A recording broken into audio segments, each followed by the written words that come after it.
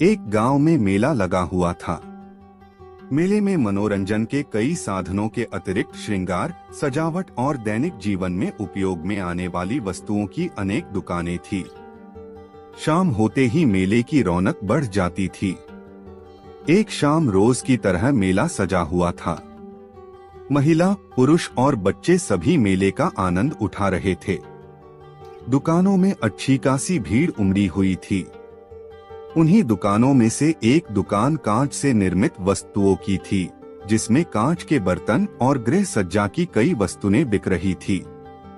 अन्य दुकानों की अपेक्षा उस दुकान में लोगों की भीड़ कुछ कम थी। एक जौहरी भी उस दिन मेले में घूम रहा था। घूमते घूमते जब वह उस दुकान के पास से गुजरा तो उसकी नजर एक चमकते हुए कांच के टुकड़े पर अटक गई।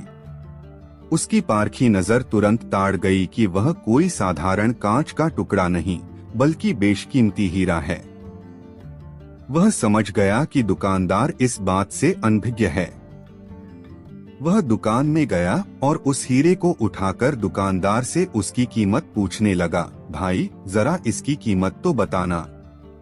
दुकानदार बोला, ये मात्र 20 रुपए का है।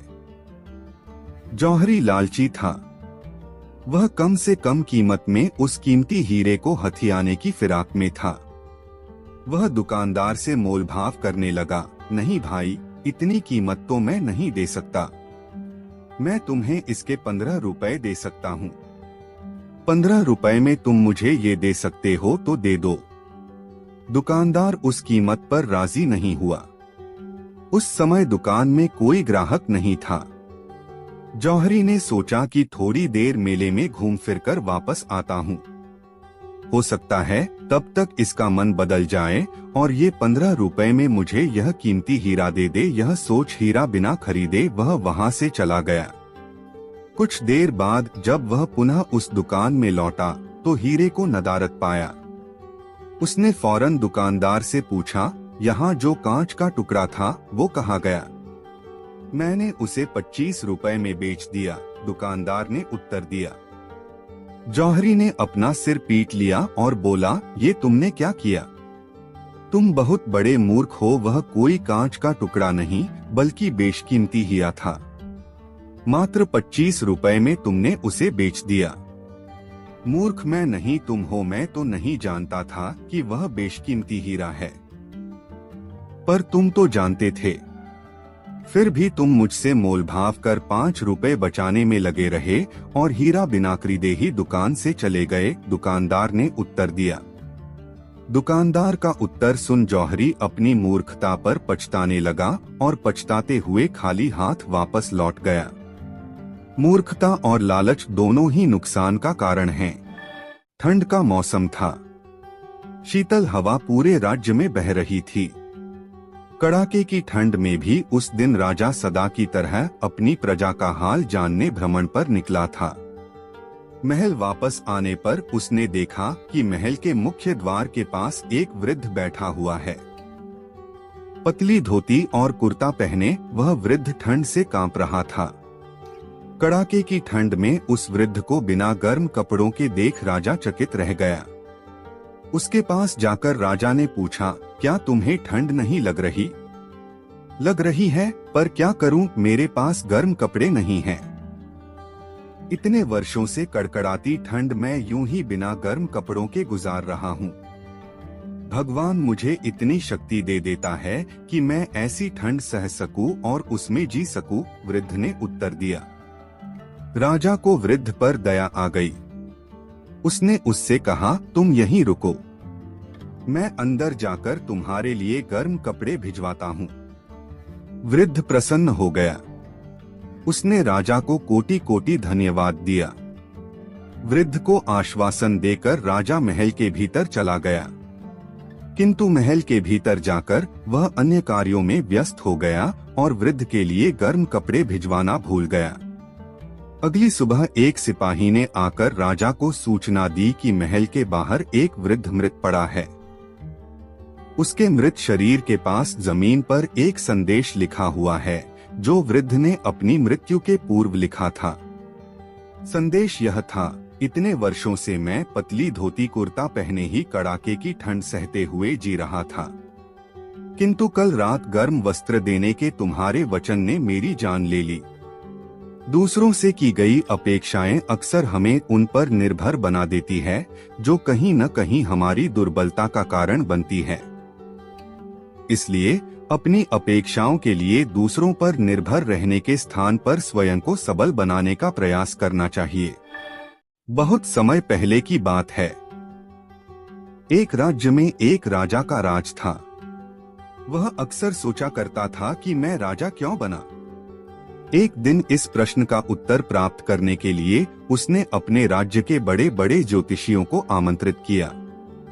ज्योतिषियों के दरबार में उपस्थित होने पर राजा ने यह प्रश्न उनके सामने रखा, जिस समय मेरा जन्म हुआ, ठीक उसी समय कई अन्य लोगों का भी जन्म हुआ होगा। उन सब में मैं ही राजा क्यों बना? इस प्रश्न का उत्तर दरबार में उपस्थित कोई भी ज्योतिषी नहीं दे सका। एक बूढ़े ज्योतिषी ने राजा को सुझाया कि राज्य के बाहर स्थित वन में रहने वाले एक महात्मा कदाचित उसके प्रश्न का उत्तर दे सकें। राजा तुरंत उस महात्मा से मिलने वन की ओर निकल पड़ा।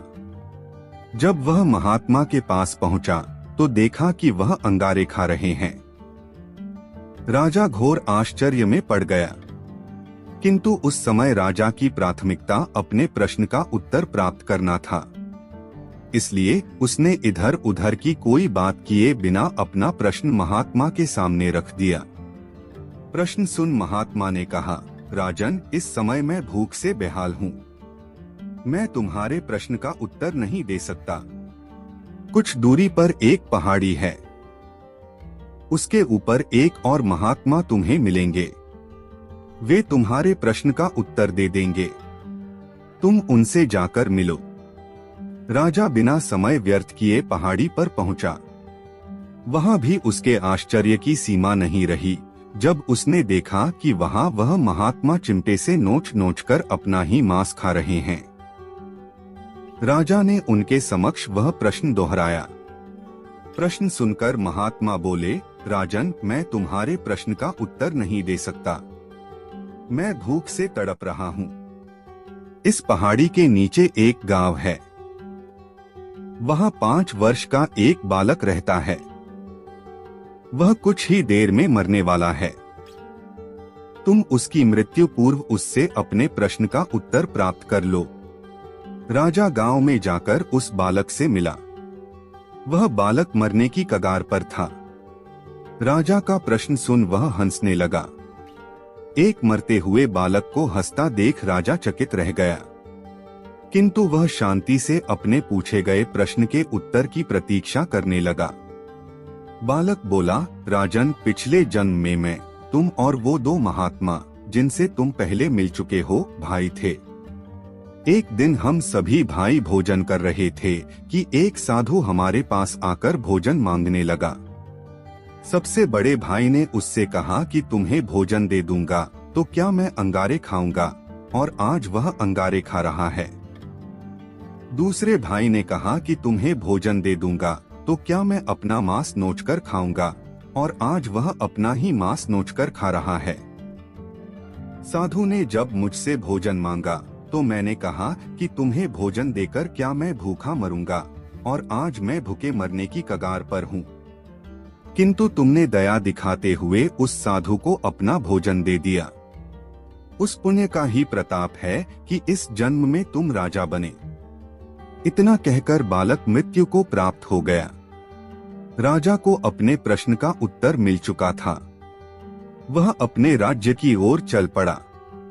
अच्छे कर्म का अच्छा फल मिलता है, इसलिए सदा सत्कर्म करो और जहाँ तक संभव हो दूसरों की सहायता करो।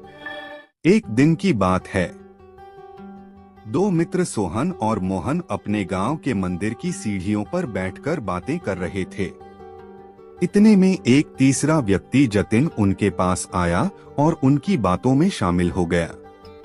तीनों दिन भर दुनिया जहां की बातें करते रहे। कब दिन ढला, कब शाम हुई, बातों बातों में उन्हें पता ही नहीं चला। शाम को तीनों को भूख लग आई। सोहन और मोहन के पास क्रमशः 3 और 5 रोटियां थीं, लेकिन जतिन के पास खाने के लिए कुछ भी नहीं था। सोहन और मोहन ने तय किया कि वे अपने पास की रोटियों को आपस में बांटकर खा लेंगे। जतिन उनकी बात सुनकर प्रसन्न हो गया, लेकिन समस्या यह खड़ी हो गई है कि कुल 8 रोटियों को तीनों में बराबर बराबर कैसे बांटा जाए।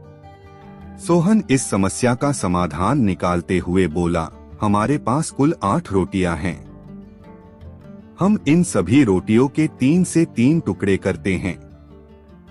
इस तरह हमारे पास कुल 24 टुकड़े हो जाएंगे। उनमें से 8 से 8 टुकड़े हम तीनों खा लेंगे। मोहन और जतिन को यह बात जंच गई और तीनों ने वैसा ही किया। रोटियां खाने के बाद वे तीनों उसी मंदिर की सीढ़ियों पर सो गए, क्योंकि रात काफी हो चुकी थी। रात में तीनों गहरी नींद में सोए और सीधे अगली सुबह ही उठे। सुबह जतिन ने सोहन और मोहन से विदा ली और बोला, मित्रों, कल तुम दोनों ने अपनी रोटियों में से तोड़कर मुझे जो टुकड़े दिए, उसकी वजह से मेरी भूख मिट पाई। इसके लिए मैं तुम दोनों का बहुत आभारी हूँ। यह आभार तो मैं कभी चुका नहीं पाऊंगा, लेकिन फिर भी उपहार स्वरूप मैं तुम दोनों को सोने की ये 8 गिन्नियां देना चाहता हूँ। यह कहकर उसने सोने की 8 गिन्नियां उन्हें दे दी और विदा लेकर चला गया। सोने की गिन्नियां पाकर सोहन और मोहन बहुत खुश हुए। उन्हें हाथ में लेकर सोहन मोहन से बोला, आओ मित्र, ये 8 गिन्नियां आधी आधी बांट लें। तुम 4 गिन्नी लो और 4 गिन्नी मैं लेता हूँ। लेकिन मोहन ने ऐसा करने से इनकार कर दिया। वह बोला, ऐसे कैसे, तुम्हारी 3 रोटियां थीं और मेरी 5 मेरी रोटियां ज्यादा थीं, इसलिए मुझे ज्यादा गिन्नियां मिलनी चाहिए। तुम 3 गिन्नी लो और मैं 5 लेता हूँ। इस बात पर दोनों में बहस छिड़ गई। बहस इतनी बढ़ी कि मंदिर के पुजारी को बीच बचाव के लिए आना पड़ा। पूछने पर दोनों ने एक दिन पहले का किस्सा और सोने की गिन्नियों की बात पुजारी जी को बता दी। साथ ही उनसे निवेदन किया कि वे ही कोई निर्णय करें। वे जो भी निर्णय करेंगे उन्हें स्वीकार होगा। यूं तो पुजारी जी को मोहन की बात ठीक लगी, लेकिन वे निर्णय में कोई गलती नहीं करना चाहते थे। इसलिए बोले, अभी तुम दोनों ये गिन्नियां मेरे पास छोड़ जाओ। आज मैं अच्छी तरह सोच विचार कर लेता हूँ। कल सुबह तुम लोग आना, मैं तुम्हें अपना अंतिम निर्णय बता दूंगा। सोहन और मोहन सोने की गिन्नियां पुजारी जी के पास छोड़कर चले गए। देर रात तक पुजारी जी गिन्नियों के बंटवारे के बारे में सोचते रहे, लेकिन किसी उचित निष्कर्ष पर नहीं पहुंच सके। सोचते सोचते उन्हें नींद आ गई और वे सो गए। नींद में उन्हें एक सपना आया। उस सपने में उन्हें भगवान दिखाई पड़े। सपने में उन्होंने भगवान से गिन्नियों के बंटवारे के बारे में पूछा तो भगवान बोले, सोहन को 1 गिन्नी मिलनी चाहिए और मोहन को 7। यह सुनकर पुजारी जी हैरान रह गए और पूछ बैठे, ऐसा क्यों प्रभु? तब भगवान जी बोले, देखो, सोहन के पास 3 रोटियां थी, जिसके उसने 9 टुकड़े किए। उन 9 टुकड़ों में से 8 टुकड़े उसने खुद खाए और 1 टुकड़ा जतिन को दिया।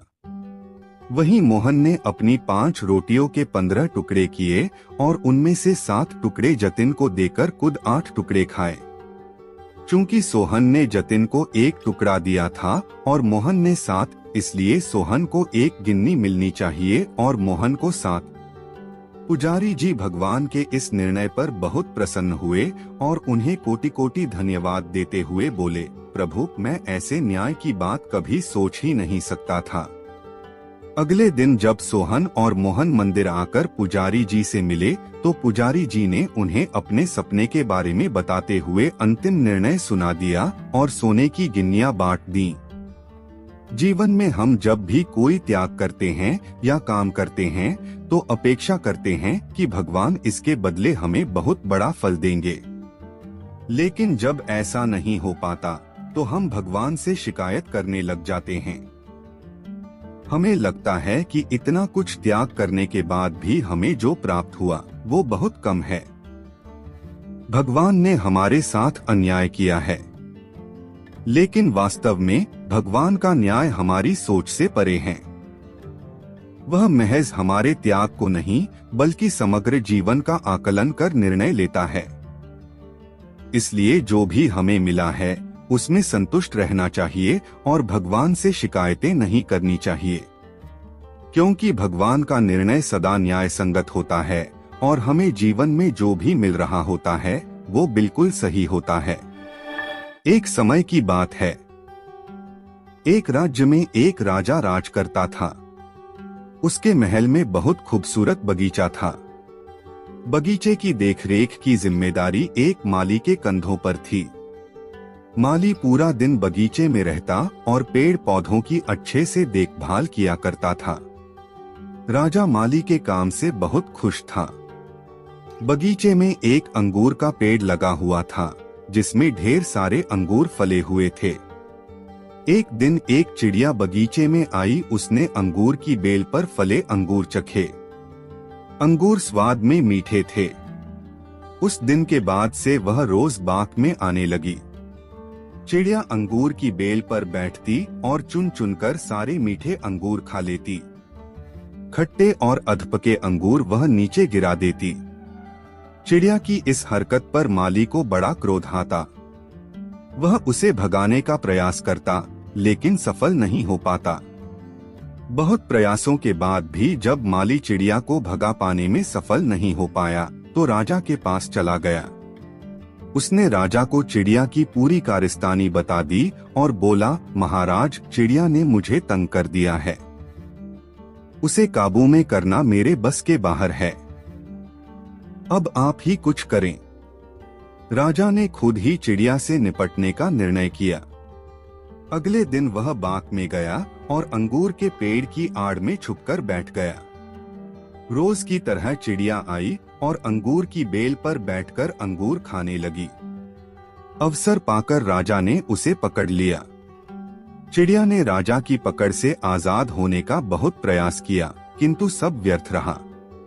अंत में वह राजा से याचना करने लगी कि वो उसे छोड़ दें। राजा इसके लिए तैयार नहीं हुआ। तब चिड़िया बोली, राजन, यदि तुम मुझे छोड़ दोगे तो मैं तुम्हें ज्ञान की 4 बातें बताऊंगी। राजा चिड़िया पर क्रोधित था, किंतु इसके बाद भी उसने यह बात मान ली और बोला, ठीक है, पहले तुम मुझे ज्ञान की वो 4 बातें बताओ। उन्हें सुनने के बाद ही मैं तय करूंगा कि तुम्हें छोड़ना ठीक रहेगा या नहीं। चिड़िया बोली, ठीक है राजन, तो सुनो। पहली बात, कभी किसी हाथ आए शत्रु को जाने मत दो। ठीक है, और दूसरी बात, राजा बोला।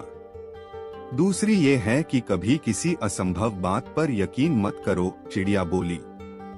तीसरी बात, बीती बात पर पछतावा मत करो। और चौथी बात, राजन, चौथी बात बड़ी गहरी है। मैं तुम्हें वो बताना तो चाहती हूँ, किंतु तुमने मुझे इतनी जोर से जकड़ रखा है कि मेरा दम घुट रहा है। तुम अपनी पकड़ थोड़ी ढीली करो तो मैं तुम्हें चौथी बात बताऊं, चिड़िया बोली। राजा ने चिड़िया की बात मान ली और अपनी पकड़ ढीली कर दी। पकड़ ढीली होने पर चिड़िया राजा के हाथ से छूट गई और उड़कर पेड़ की ऊंची डाल पर बैठ गई। राजा उसे ठगा सा देखता रह गया। पेड़ की ऊंची डाल पर बैठी चिड़िया बोली, राजन, चौथी बात ये कि ज्ञान की बात सुनने भर से कुछ नहीं होता, उस पर अमल भी करना पड़ता है।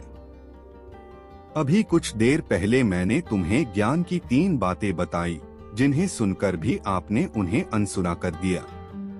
पहली बात मैंने आपसे ये कही थी कि हाथ में आए शत्रु को कभी मत छोड़ना, लेकिन आपने अपने हाथ में आए शत्रु अर्थात मुझे छोड़ दिया। दूसरी बात ये थी कि असंभव बात पर यकीन मत करें, लेकिन जब मैंने कहा कि चौथी बात बड़ी गहरी है तो आप मेरी बातों में आ गए। तीसरी बात मैंने आपको बताई थी कि बीती बात पर पछतावा न करें, और देखिए, मेरे आपके चंगुल से छूट जाने पर आप पछता रहे हैं। इतना कहकर चिड़िया वहां से उड़ गई और राजा हाथ मलता रह गया। मात्र ज्ञान अर्जित करने से कोई ज्ञानी नहीं बन जाता। ज्ञानी वो होता है जो अर्जित ज्ञान पर अमल करता है। जीवन में जो बीत गया उस पर हमारा कोई नियंत्रण नहीं, किंतु वर्तमान हमारे हाथों में है। आज का वर्तमान कल के भविष्य का निर्माण करेगा। इसलिए वर्तमान में रहकर कर्म करें और अपना भविष्य बनाएं। एक राज्य में एक पंडित जी रहा करते थे। वे अपनी बुद्धिमत्ता के लिए प्रसिद्ध थे। उनकी बुद्धिमत्ता के चर्चे दूर दूर तक हुआ करते थे। एक दिन उस राज्य के राजा ने पंडित जी को अपने दरबार में आमंत्रित किया। पंडित जी दरबार में पहुंचे। राजा ने उनसे कई विषयों पर गहन चर्चा की। चर्चा समाप्त होने के पश्चात जब पंडित जी प्रस्थान करने लगे तो राजा ने उनसे कहा, पंडित जी आप आज्ञा दें तो मैं एक बात आपसे पूछना चाहता हूँ। पंडित ने कहा, पूछिए राजन। आप इतने बुद्धिमान हैं पंडित जी, किंतु आपका पुत्र इतना मूर्ख क्यों है? राजा ने पूछा। राजा का प्रश्न सुनकर पंडित जी को बुरा लगा। उन्होंने पूछा, आप ऐसा क्यों कह रहे हैं राजन? पंडित जी, आपके पुत्र को ये नहीं पता कि सोने और चांदी में अधिक मूल्यवान क्या है। राजा बोला। ये सुनकर सारे दरबारी हंसने लगे। सबको यूं हंसता देख पंडित जी ने स्वयं को बहुत अपमानित महसूस किया, किंतु वे बिना कुछ कहे अपने घर लौट आए। घर पहुंचने पर उनका पुत्र उनके लिए जल लेकर आया और बोला, पिताश्री जल ग्रहण करें। उस समय भी सारे दरबारियों की हंसी पंडित जी के दिमाग में गूंज रही थी। वे अत्यंत क्रोध में थे। उन्होंने जल लेने से मना कर दिया और बोले, पुत्र जल तो मैं तब ग्रहण करूंगा जब तुम मेरे इस प्रश्न का उत्तर दोगे। पूछिए पिताश्री, पुत्र बोला। ये बताओ कि सोने और चांदी में अधिक मूल्यवान क्या है? पंडित जी ने पूछा। सोना अधिक मूल्यवान है, पुत्र ने तपाक से उत्तर दिया। पुत्र का उत्तर सुनने के बाद पंडित जी ने पूछा, तुमने इस प्रश्न का सही उत्तर दिया है।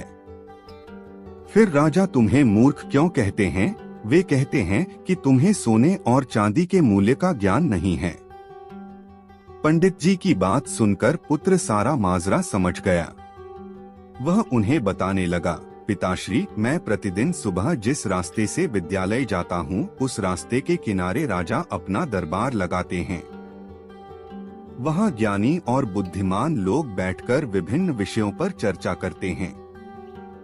मुझे वहाँ से जाता हुआ देख राजा अक्सर मुझे बुलाते हैं और अपने एक हाथ में सोने और एक हाथ में चांदी का सिक्का रखकर कहते हैं कि इन दोनों में से तुम्हें जो मूल्यवान लगे वो उठा लो। मैं रोज चांदी का सिक्का उठाता हूँ।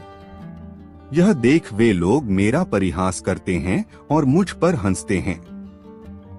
मैं चुपचाप वहाँ से चला जाता हूँ। पूरी बात सुनकर पंडित जी ने कहा, पुत्र जब तुम्हें ज्ञात है कि सोने और चांदी में से अधिक मूल्यवान सोना है तो सोने का सिक्का उठाकर ले आया करो। क्यों स्वयं को उनकी दृष्टि में मूर्ख साबित करते हो? तुम्हारे कारण मुझे भी अपमानित होना पड़ता है। पुत्र हंसते हुए बोला, पिताश्री मेरे साथ अंदर आइए, मैं आपको कारण बताता हूँ। वह पंडित जी को अंदर के कक्ष में ले गया। वहाँ एक कोने पर एक संदूक रखा हुआ था। उसने वह संदूक खोलकर पंडित जी को दिखाया। पंडित जी आश्चर्यचकित रह गए। उस संदूक में चांदी के सिक्के भरे हुए थे। पंडित जी ने पूछा, पुत्र ये सब कहाँ से आया? पुत्र ने उत्तर दिया, पिताश्री राजा के लिए मुझे रोकना और हाथ में सोने और चांदी का सिक्का लेकर वह प्रश्न पूछना एक खेल बन गया है। अक्सर वे यह खेल मेरे साथ खेला करते हैं और मैं चांदी का सिक्का लेकर आ जाता हूँ। उन्हीं चांदी के सिक्कों से यह संदूक भर गया है। जिस दिन मैंने सोने का सिक्का उठा लिया उस दिन ये खेल बंद हो जाएगा। इसलिए मैं कभी सोने का सिक्का नहीं उठाता।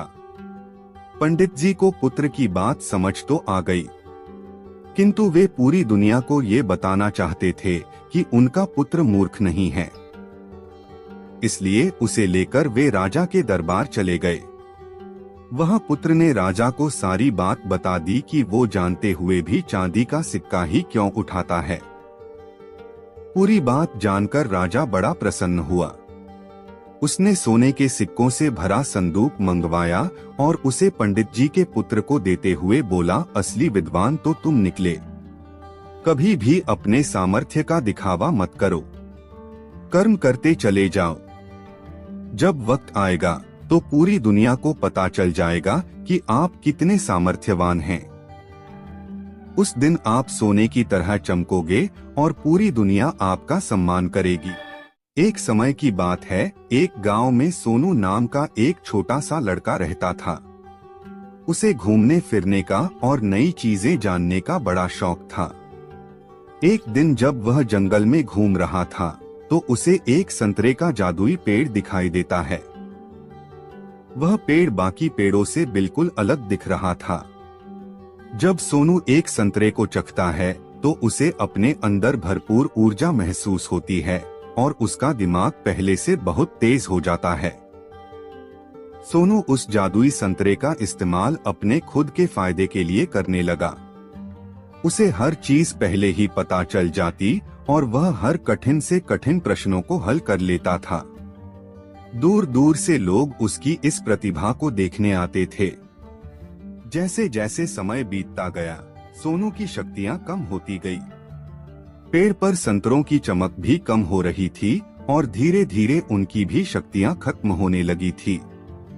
जल्दी ही सोनू को यह एहसास होता है कि वह अपनी खुद की प्रतिभा को नजरअंदाज करते हुए जादुई संतरे की शक्ति पर बहुत ज्यादा निर्भर हो गया है। सोनू को अपनी गलतियों का एहसास होता है और वह जादुई संतरे के पेड़ के पास वापस जाता है। वह अपने लालची स्वभाव के लिए माफी मांगता है और वादा करता है कि अपनी काबिलियत का उपयोग वह अच्छे कामों के लिए करेगा। फिर अचानक से पेड़ के बचे हुए संतरों में वापस चमक आ जाती है। उस दिन के बाद से सोनू यह समझ गया कि असली शक्ति हमारे अंदर ही होती है और हम अपनी खुद की कौशल और प्रतिभा का इस्तेमाल करके ही दुनिया में बदलाव और खुशी ला सकते हैं। हमें सफलता प्राप्त करने के लिए किसी जादू या शक्ति के बाहरी स्रोतों पर निर्भर नहीं रहना चाहिए, बल्कि हमें अपनी क्षमताओं को बढ़ाने पर ध्यान देना चाहिए और उनका उपयोग करके दुनिया में सकारात्मक बदलाव लाना चाहिए। एक समय की बात है, एक छोटे से गांव में रवि नाम का एक दूधवाला रहता था। वह अपने लालची स्वभाव के लिए जाना जाता था। उसके पास एक गाय थी जो पूरे गांव में सबसे स्वादिष्ट और अधिक मात्रा में दूध देती थी। हर सुबह वह दूध निकालता और गांव के लोगों तक पहुंचाता था।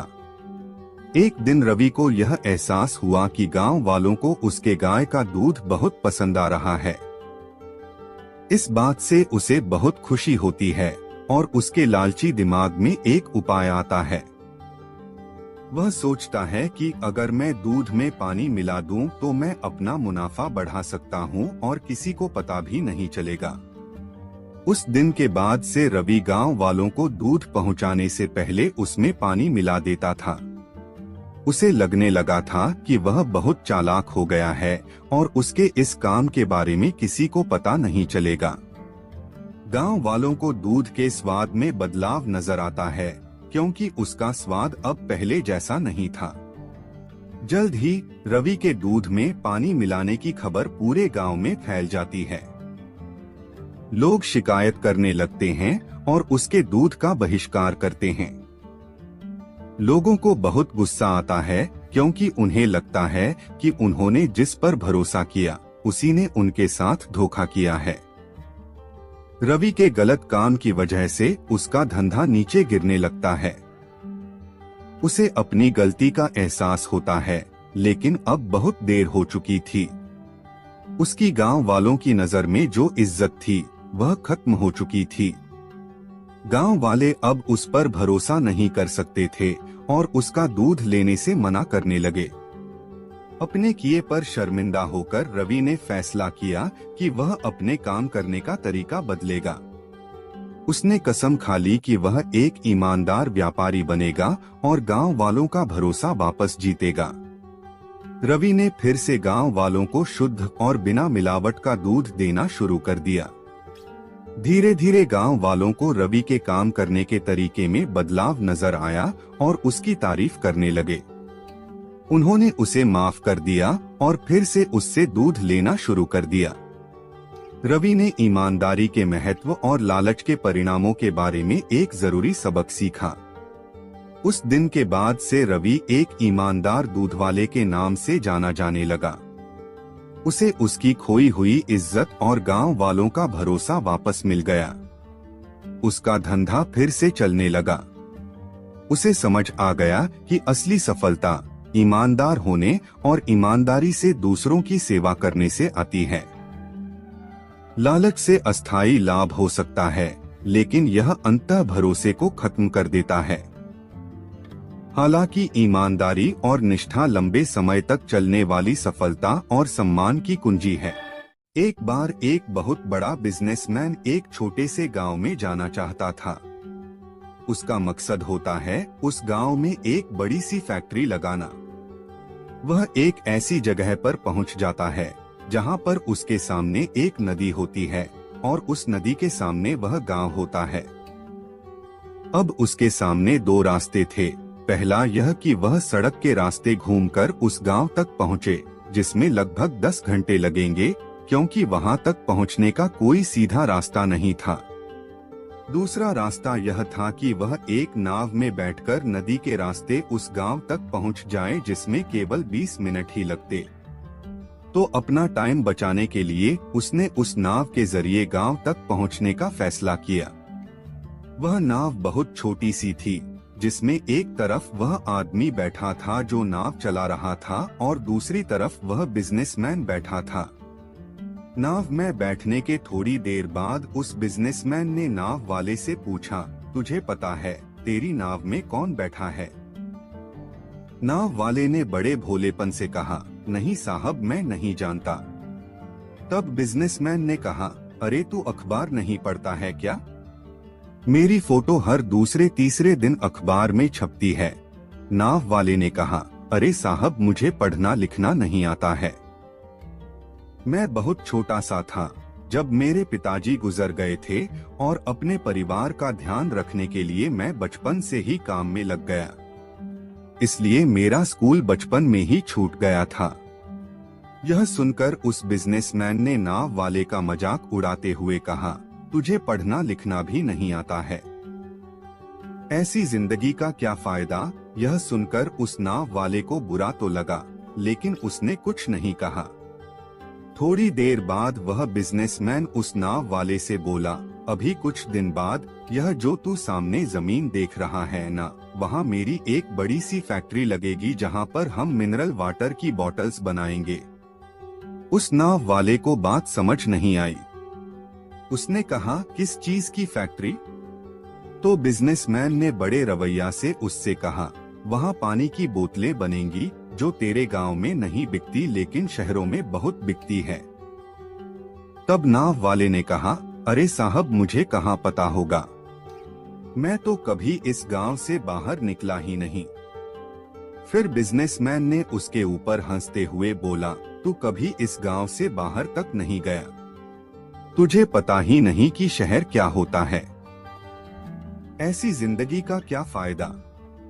उसकी बात सुनकर नाव वाले को सच में यह लगने लगा कि उसकी जिंदगी किसी काम की नहीं है। यह सोचते हुए उसका नाव परसे से ध्यान हटा और नाव की एक बड़े से पत्थर से टक्कर हो गई, जिसकी वजह से नाव में पानी भरने लगा और नाव डूबने लगी।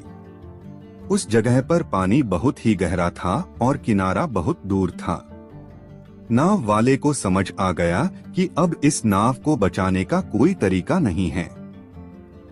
फिर वह अपनी जान बचाने के लिए नदी में छलांग लगाने ही वाला था, तभी उसने बिजनेसमैन से पूछा, आपको तैरना तो आता है ना? बिजनेसमैन ने घबराकर पूछा, ऐसा क्यों पूछ रहे हो? मुझे तैरना नहीं आता है, उसकी यह बात सुनकर नाव वाले को हंसी आ गई और बोला, साहब आपको तैरना तक नहीं आता, ऐसी जिंदगी का क्या फायदा।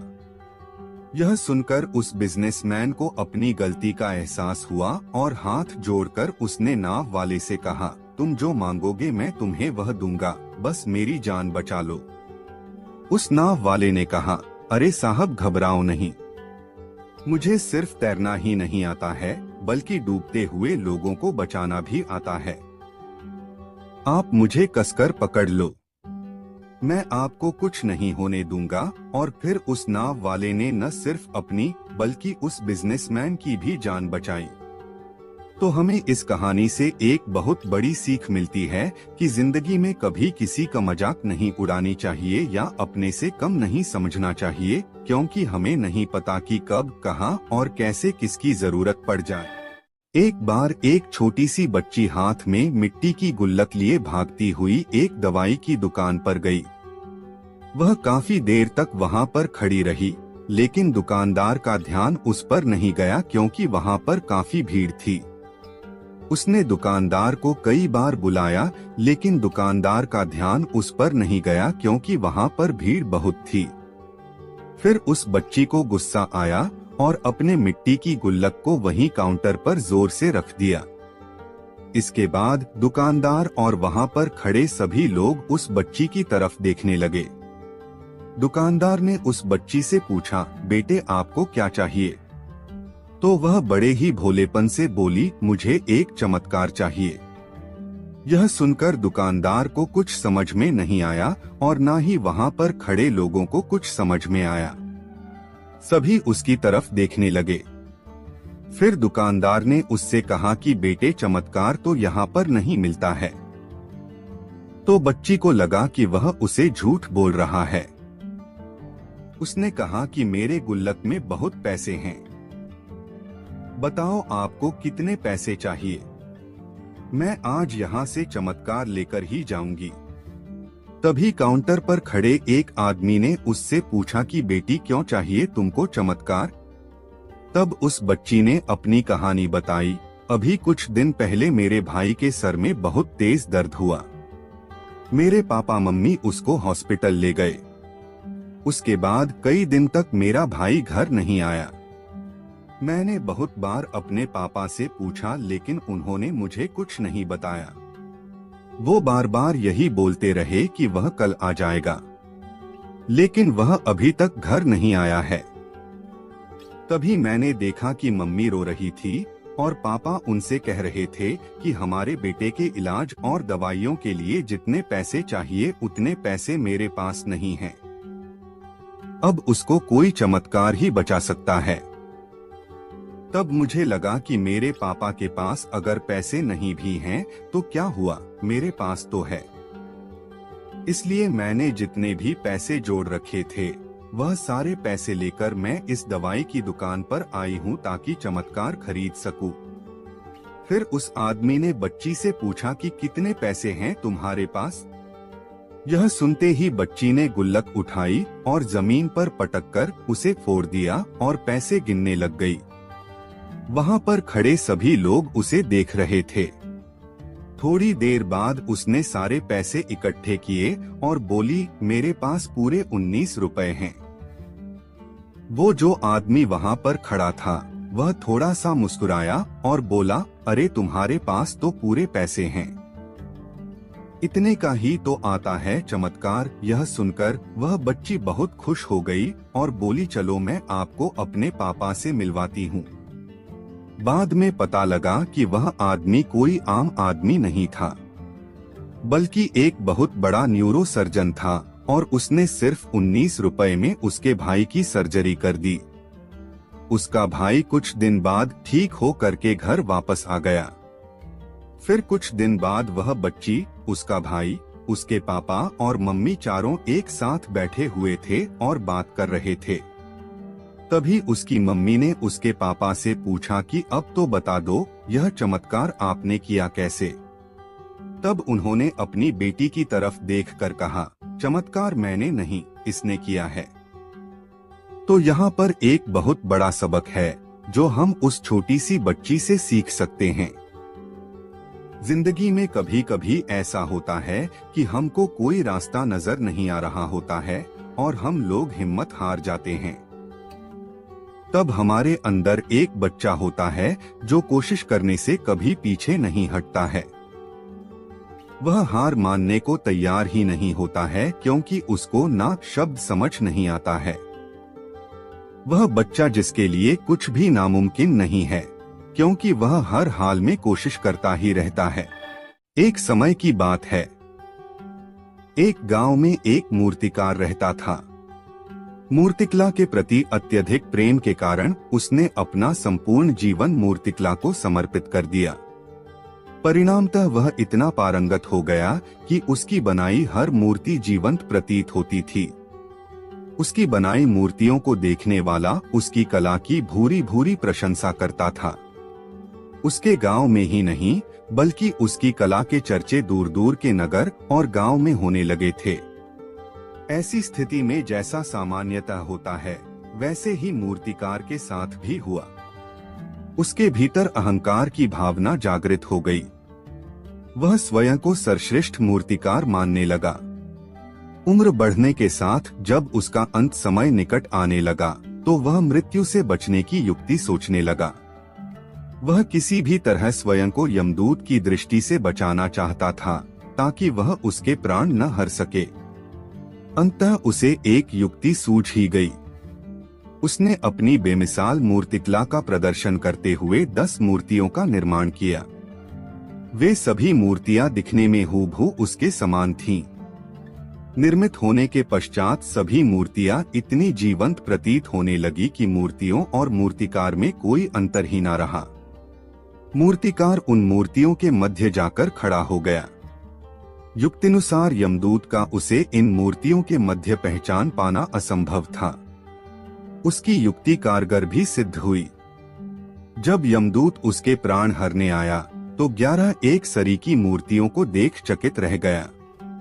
वह उन मूर्तियों में अंतर कर पाने में असमर्थ था, किंतु उसे ज्ञात था कि इन्हीं मूर्तियों के मध्य मूर्तिकार छुपा बैठा है। मूर्तिकार के प्राण हरने के लिए उसकी पहचान आवश्यक थी। उसके प्राण न हर पाने का अर्थ था प्रकृति के नियम के विरुद्ध जाना। प्रकृति के नियम के अनुसार मूर्तिकार का अंत समय आ चुका था। मूर्तिकार की पहचान करने के लिए यमदूत हर मूर्ति को तोड़कर देख सकता था, किंतु वह कला का अपमान नहीं करना चाहता था। इसलिए इस समस्या का उसने एक अलग ही तोड़ निकाला। उसे मूर्तिकार के अहंकार का बोध था। अतः उसके अहंकार पर चोट करते हुए वह बोला, वास्तव में सब मूर्तियां कलात्मकता और सौंदर्य का अद्भुत संगम है।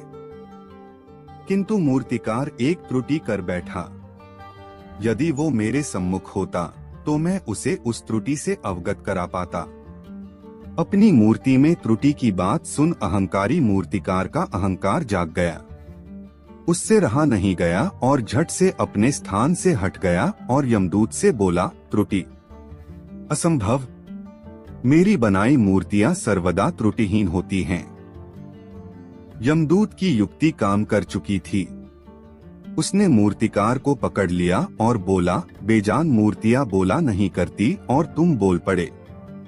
यही तुम्हारी त्रुटि है कि अपने अहंकार पर तुम्हारा कोई बस नहीं। यमदूत मूर्तिकार के प्राण हरकर यमलोक वापस चला गया।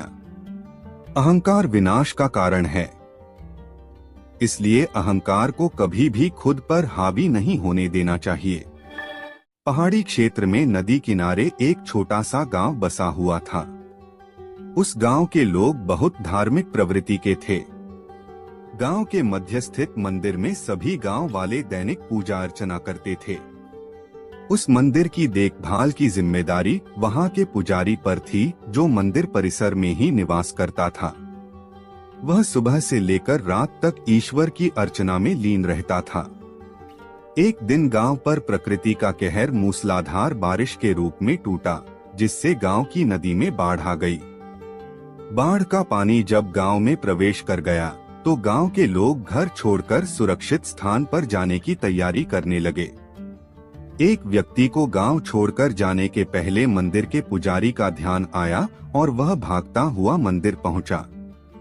वहां पहुंचकर वह पुजारी से बोला, पंडित जी, बाढ़ का पानी हमारे घरों में घुसने लगा है। धीरे धीरे बढ़ते हुए वो मंदिर तक भी पहुंच जाएगा। यदि हमने गांव नहीं छोड़ा तो बाढ़ में बह जाएंगे। हम सभी सुरक्षित स्थान पर जा रहे हैं, आप भी हमारे साथ चलिए। लेकिन पंडित उस व्यक्ति के साथ जाने को राजी नहीं हुआ।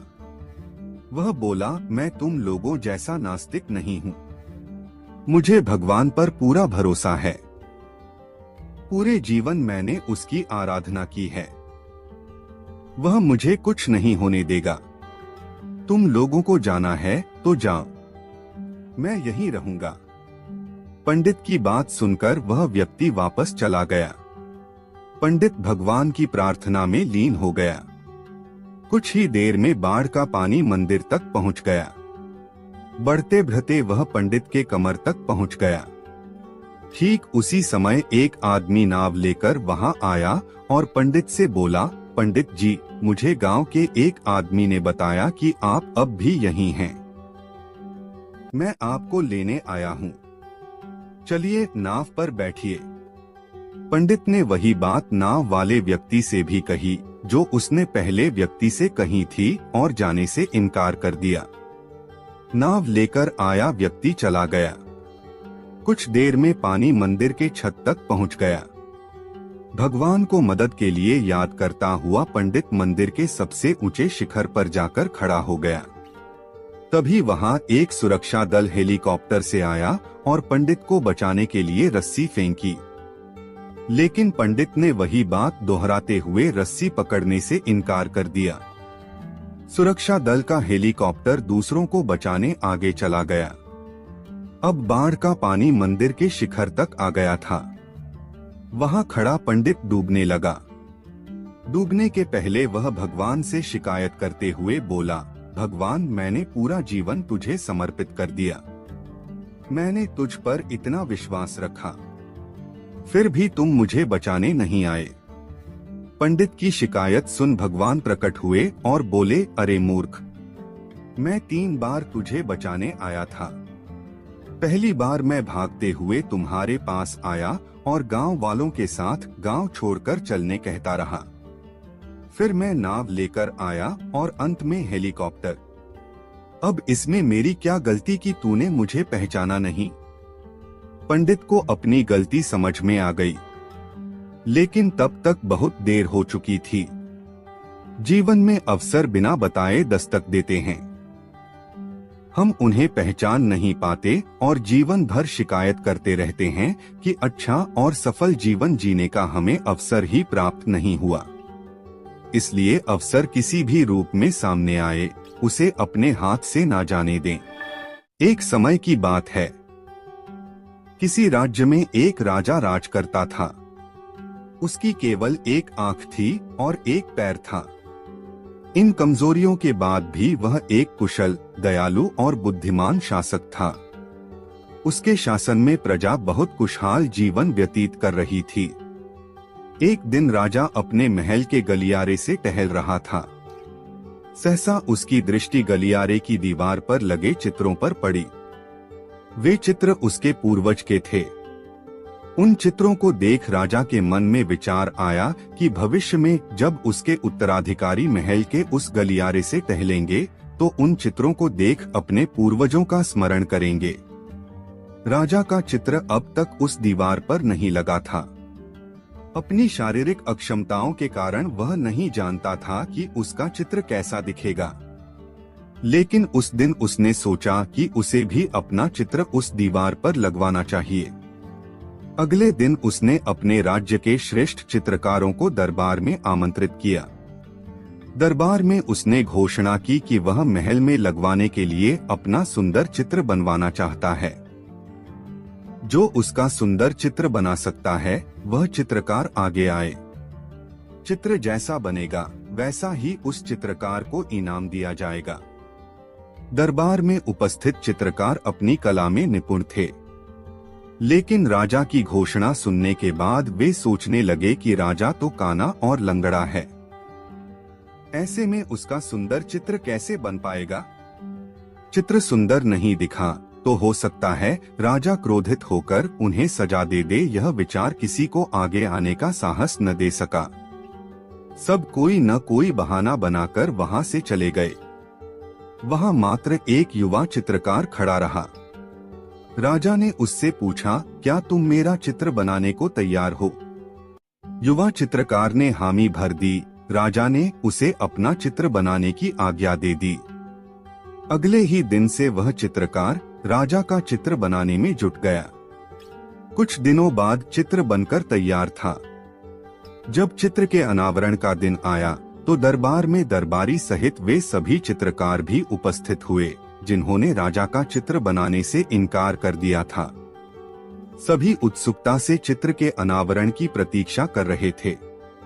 जब चित्र का अनावरण हुआ तो राजा सहित सबके मुंह खुले के खुले रह गए। चित्र बहुत ही सुंदर बना था।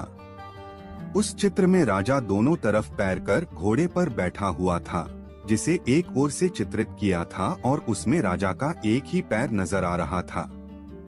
साथ ही राजा धनुष चढ़ाकर एक आंख बंद कर निशाना साध रहा था, जिससे उसके काने होने की कमजोरी छुप गई थी। यह चित्र देख राजा बहुत प्रसन्न हुआ। चित्रकार ने अपनी बुद्धिमत्ता से उसकी अक्षमताओं को छुपाकर एक बहुत सुंदर चित्र बनाया था।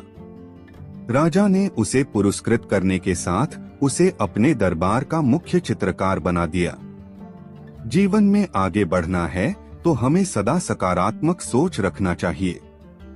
विषम परिस्थितियों में भी सकारात्मक दिशा में सोचने से किसी भी समस्या का समाधान आसानी से हो जाता है। एक व्यक्ति के दो पुत्र थे। दोनों का स्वभाव एक दूसरे के विपरीत था। एक बहुत कंजूस था तो दूसरा फिजूल खर्च। पिता उनके इस स्वभाव से परेशान था। उसने कई बार उनको समझाया, लेकिन उन्होंने अपना स्वभाव नहीं बदला। एक दिन पिता को पता चला कि उनके गांव में एक सिद्ध महात्मा पधारे हैं। वह उनके पास इस आस में पहुंच गया कि शायद वो उसके पुत्रों को समझा सके। महात्मा को उसने पूरी बात बताई, जिसे सुनकर महात्मा ने कहा, अपने पुत्रों को कल मेरे पास लेकर आना, मैं उनसे बात करूंगा। अगले दिन वह अपने पुत्रों को लेकर महात्मा के पास पहुंचा। महात्मा ने दोनों पुत्रों को अपने पास बुलाया और अपने दोनों हाथों की मुट्ठियां बंद कर उन्हें दिखाते हुए पूछा, यदि मेरे हाथ ऐसे हो जाएं, तो कैसा लगेगा? लगेगा मानो आपको कोढ़ है, दोनों पुत्रों ने एक साथ उत्तर दिया। उसके बाद महात्मा ने अपनी मुट्ठी खोल ली, फिर अपनी दोनों हथेली फैलाकर उन्हें दिखाते हुए प्रश्न किया, यदि मेरे हाथ ऐसे हो जाएं, तो बताओ कैसा लगेगा? अब भी लगेगा कि आपको कोढ़ है, दोनों पुत्रों ने उत्तर दिया। उत्तर सुनकर महात्मा गंभीर हो गए और उन्हें समझाने लगे, पुत्रों, अपनी मुट्ठी सदा बंद रखना या सदा खुली रखना एक तरह का कोढ़ ही है। यदि मुट्ठी सदा बंद रखोगे तो धनवान होते हुए भी निर्धन ही रहोगे, और यदि अपनी मुट्ठी सदा खुली रखोगे तो फिर चाहे कितने भी धनवान क्यों ना हो, निर्धन होते देर नहीं लगेगी। इसलिए कभी अपनी मुट्ठी बंद रखो, कभी खुली। इस तरह से जीवन का संतुलन बना रहेगा। पुत्रों को महात्मा की बात समझ में आ गई और उन्होंने निश्चय किया कि संतुलन बनाकर ही अपना धन खर्च करेंगे। जीवन में धन का बहुत महत्व है। उसका खर्च सोच समझकर करना चाहिए। अधिक कंजूसी भी ठीक नहीं और अधिक फिजूल खर्ची भी ठीक नहीं। दोनों ही दरिद्रता का संकेत हैं। एक धन होते हुए भी दरिद्रता और एक धन चले जाने की दरिद्रता। अतः ऐसे खर्च करें कि धन का संतुलन बना रहे। एक नगर में एक लोभी व्यक्ति रहता था। अपार धन संपदा होने के बाद भी उसे हर समय और अधिक धन प्राप्ति की लालसा रहती थी। एक बार नगर में एक चमत्कारी संत का आगमन हुआ। लोभी व्यक्ति को जब उनके चमत्कारों के बारे में ज्ञात हुआ तो वह दौड़ा दौड़ा उनके पास गया और उन्हें अपने घर आमंत्रित कर उनकी अच्छी सेवा शुश्रूषा की। सेवा से प्रसन्न होकर नगर से प्रस्थान करने के पूर्व संत ने उसे 4 दीपक दिए। चारों दीपक देकर संत ने उसे बताया, पुत्र, जब भी तुम्हें धन की आवश्यकता हो तो पहला दीपक जला लेना और पूर्व दिशा में चलते जाना। जहाँ दीपक बुझ जाए उस जगह की जमीन खोद लेना, वहाँ तुम्हें धन की प्राप्ति होगी। उसके उपरांत पुनः तुम्हें धन की आवश्यकता हुई तो दूसरा दीपक जला लेना, जिसे लेकर पश्चिम दिशा में तब तक चलते जाना जब तक वह बुझ ना जाए। उस स्थान से जमीन में गड़ी अपार धन संपदा तुम्हें प्राप्त होगी। धन की तुम्हारी आवश्यकता तब भी पूरी ना हो तो तीसरा दीपक जलाकर दक्षिण दिशा में चलते जाना। जहाँ दीपक बुझे वहाँ की जमीन खोदकर वहाँ का धन प्राप्त कर लेना। अंत में तुम्हारे पास एक दीपक और एक दिशा शेष रहेगी, किंतु तुम्हें न उस दीपक को जलाना है न ही उस दिशा में जाना है। इतना कहकर संत लोभी व्यक्ति के घर और उस नगर से प्रस्थान कर गए। संत के जाते ही लोभी व्यक्ति ने पहला दीपक जला लिया और धन की तलाश में पूर्व दिशा की ओर चल पड़ा। एक जंगल में दीपक बुझ गया। वहां की खुदाई करने पर उसे एक कलश प्राप्त हुआ।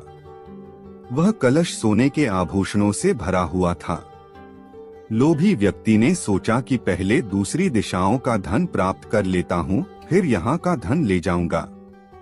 वह कलश वहीं झाड़ियों में छुपाकर उसने दूसरा दीपक जलाया और पश्चिम दिशा की ओर चल पड़ा। एक सुनसान स्थान में दूसरा दीपक बुझ गया। लोभी व्यक्ति ने वहां की जमीन खोदी। उसे वहां एक संदूक मिला जो सोने के सिक्कों से भरा हुआ था। लोभी व्यक्ति ने वह संदूक उसी गड्ढे में बाद में ले जाने के लिए छोड़ दिया। अब उसने तीसरा दीपक जलाया और दक्षिण दिशा की ओर बढ़ गया। वह दीपक एक पेड़ के नीचे बुझा। वहां जमीन के नीचे लोभी व्यक्ति को एक घड़ा मिला जिसमें हीरे मोती भरे हुए थे। इतना धन प्राप्त कर लोभी व्यक्ति प्रसन्न तो बहुत हुआ, किंतु उसका लोभ और बढ़ गया। वह अंतिम दीपक जलाकर उत्तर दिशा में जाने का विचार करने लगा, जिसके लिए उसे संत ने मना किया था। किंतु लोभ में अंधे हो चुके व्यक्ति ने सोचा कि अवश्य उस स्थान पर इन स्थानों से भी अधिक धन छुपा होगा जो संत स्वयं रखना चाहता होगा। मुझे तत्काल वहां जाकर उससे पहले उस धन को अपने कब्जे में ले लेना चाहिए। उसके बाद सारा जीवन मैं ऐशो आराम से बिताऊंगा। उसने अंतिम दीपक जला लिया और उत्तर दिशा में बढ़ने लगा। चलते चलते वह एक महल के सामने पहुंचा। वहां पहुंचते ही दीपक बुझ गया। दीपक बुझने के बाद लोभी व्यक्ति ने महल का द्वार खोल लिया और महल के भीतर प्रवेश कर महल के कक्षों में धन की तलाश करने लगा। एक कक्ष में उसे हीरे जवाहरातों का भंडार मिला, जिन्हें देख उसकी आंखें चौंधिया गई। अपार धन देख उसका लालच और बढ़ने लगा। कुछ आगे जाने पर उसे चक्की चलने की आवाज सुनाई पड़ी। वह एक कक्ष से आ रही थी। आश्चर्यचकित होकर उसने उस कक्ष का द्वार खोल लिया। वहां उसे एक वृद्ध व्यक्ति चक्की पीसता हुआ दिखाई पड़ा। लोभी व्यक्ति ने उससे पूछा, यहाँ कैसे पहुँचे बाबा? क्या थोड़ी देर तुम चक्की चलाओगे? मैं जरा सांस ले लूं, फिर तुम्हें पूरी बात बताता हूँ कि मैं यहाँ कैसे पहुँचा और मुझे यहाँ क्या मिला। वृद्ध व्यक्ति बोला। लोभी व्यक्ति ने सोचा कि वृद्ध व्यक्ति से यह जानकारी प्राप्त हो जाएगी कि इस महल में धन कहाँ कहाँ छुपा है, और उसकी बात मानकर वह चक्की चलाने लगा। इधर वृद्ध व्यक्ति उठ खड़ा हुआ और जोर जोर से हंसने लगा। उसे हंसता देख लोभी व्यक्ति ने पूछा, ऐसे क्यों हंस रहे हो? यह कहकर वह चक्की बंद करने लगा। अरे अरे, चक्की बंद मत करना, अब से ये महल तेरा है। इस पर अब तेरा अधिकार है और साथ ही इस चक्की पर भी। ये चक्की तुम्हें अब हर समय चलाते रहना है, क्योंकि चक्की बंद होते ही ये महल ढह जाएगा और तू इसमें दब कर मर जाएगा। गहरी सांस लेकर वृद्ध व्यक्ति आगे बोला, संत की बात न मानकर मैं भी लोभवश आखिरी दीपक जलाकर इस महल में पहुंच गया था। तब से यहाँ चक्की चला रहा हूँ। मेरी पूरी जवानी चक्की चलाते चलाते निकल गई। इतना कहकर वृद्ध व्यक्ति वहाँ से जाने लगा। जाते जाते ये बताते जाओ कि इस चक्की से छुटकारा कैसे मिलेगा, लोभी व्यक्ति पीछे से चिल्लाया। जब तक मेरे और तुम्हारे जैसा कोई व्यक्ति लोभ में अंधा होकर यहाँ नहीं आएगा, तुम्हें इस चक्की से छुटकारा नहीं मिलेगा। इतना कहकर वृद्ध व्यक्ति चला गया। लोभी व्यक्ति चक्की पीसता और खुद को कोसता रह गया। लालच बुरी बला है। एक कक्षा में अध्यापक छात्रों को पढ़ा रहे थे। तभी कक्षा के दो छात्र आपस में झगड़ने लगे। उनका झगड़ा देख अध्यापक ने पूछा, क्या बात है? तुम दोनों ऐसे क्यों झगड़ रहे हो? सर, ये मेरी बात सुन ही नहीं रहा है, बस अपनी बात पर अड़ा हुआ है। एक छात्र बोला, सर मैं इसकी बात क्यों सुनूं, ये जो कह रहा है वो गलत है। ऐसे में इसकी बात सुनकर क्या फायदा? दूसरा छात्र बोला। इसके बाद दोनों फिर से आपस में उलझ गए। दोनों की सुलह कराने अध्यापक ने उन्हें अपने पास बुलाया। दोनों छात्र अध्यापक की डेस्क के पास जाकर खड़े हो गए। एक डेस्क की एक ओर और दूसरा डेस्क की दूसरी ओर। अध्यापक ने डेस्क की दराज से एक गेंद निकाली और उसे डेस्क के बीचों बीच रख दिया। उसके बाद वे दोनों छात्रों से बोले, इस गेंद को देखकर बताओ ये किस रंग की है?